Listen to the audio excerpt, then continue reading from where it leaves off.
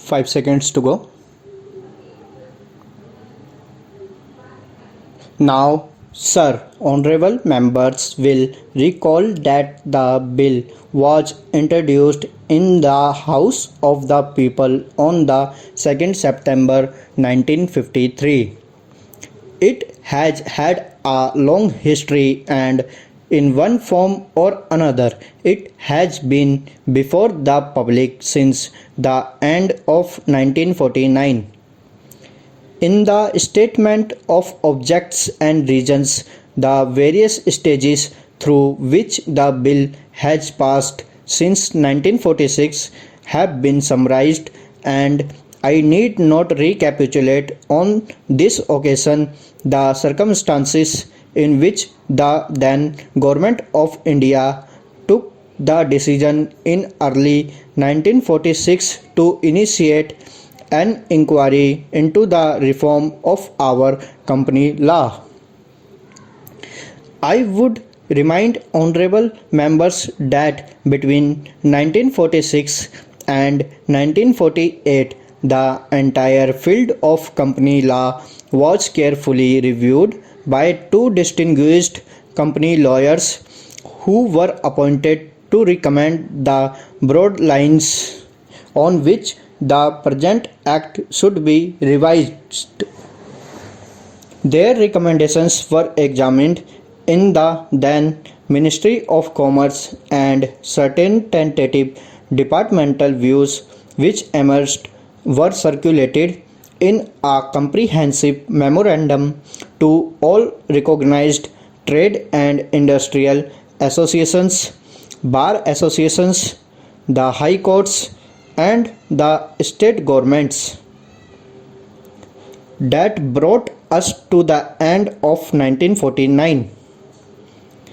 Many representations on this memorandum were duly received from chambers of commerce, trade and industrial associations, state governments, and the general public.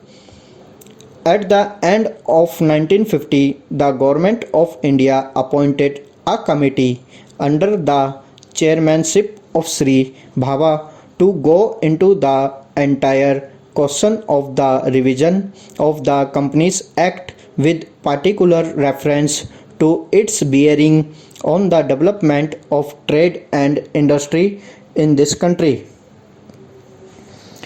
This committee examined a large number of witnesses in many parts of the country and submitted its report in March 1952. This report again was circulated to all state governments, chambers of commerce, trade associations, high courts, and many other bodies. At the same time, a special officer was appointed in the Department of Economic Affairs, Ministry of Finance, to examine the report in the light of the views received from the interested public and to submit proposals to government for the revision of the present act. The bill now before the House is based largely on the recommendations of the Company Law Committee, modified in a few particulars.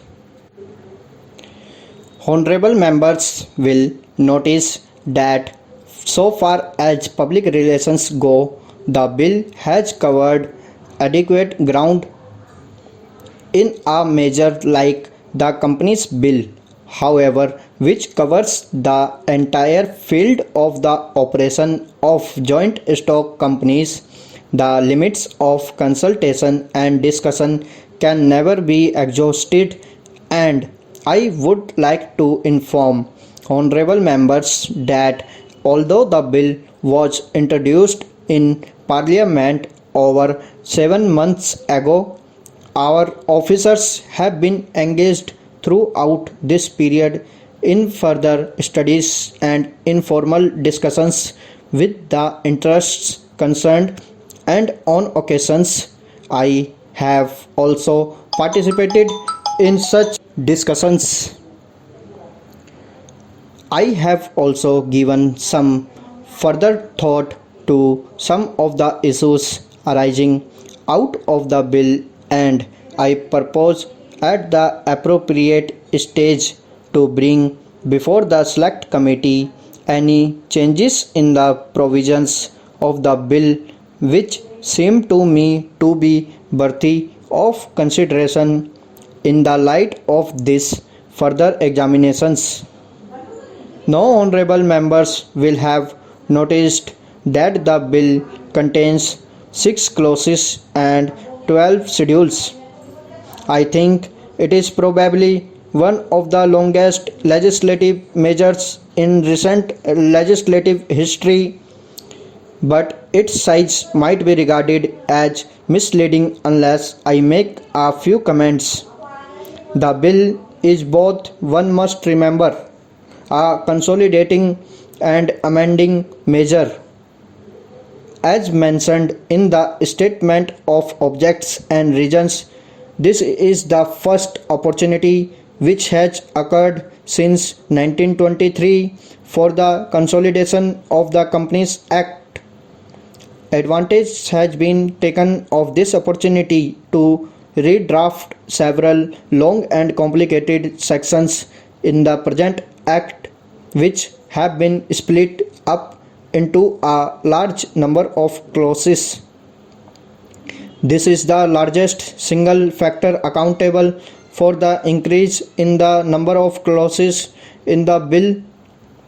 New clauses embodying substantial changes in the present law would hardly constitute more than a small fraction of the bill. I would also draw attention to the structural changes in the bill to which a reference has been made in the Statement of Objects and Reasons.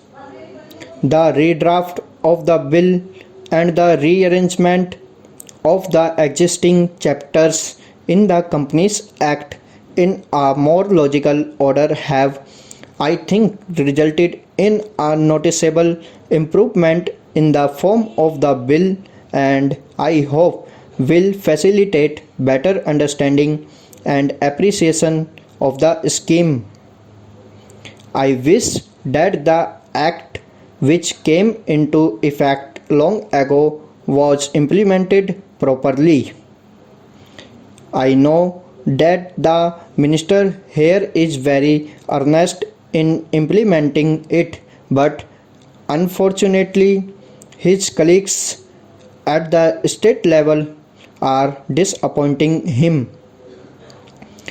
Unfortunately, no steps have been taken for trimming or toning up the administration at the state level and at the district level. They have to be taken immediately.